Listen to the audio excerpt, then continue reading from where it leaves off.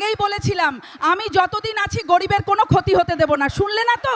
এবার ঠেলা সামলাও, বাংলায় খেলা চালু হয়ে গেছে। দোকানগুলোকে উচ্ছেদ করে দিয়েছে বিজেপি। সোনা দোকান, জুতো দোকান সব লাগাচ্ছে, আমাদের গরিবের পেট মারছে। আমার চাই না ওরম হিন্দুত্ব সরকারের। রেলের যে স্টলগুলো খোলা আছে আর গরিবের দোকানগুলো সব বন্ধ থাকবে। দোকান ছিল সেইটা ভেঙে দিয়েছে এই নেতা মন্ত্রীরা। ঝালমুড়ি খেয়ে ঝালমুড়ি দোকান বন্ধ করে দিয়ে খাবো কি করে আমরা এখন?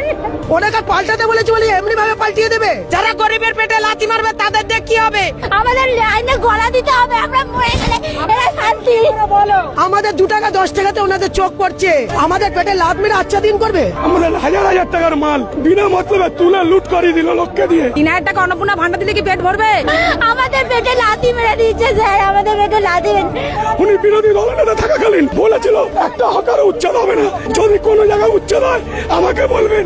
আমরা আজকে শুভেন্দুদাকে বলছি শিয়ালদা স্টেশনে দেখুন হাজার হাজার হকার নাকে বেঁধে এবং উঠছে। হিরে খুঁজতে গিয়ে তোমরা সোনা হারিয়ে ফেললে, চকচকে মিথ্যার পেছনে সত্যিটাকেই ভুলে গেলে। যাকে অবহেলা করলে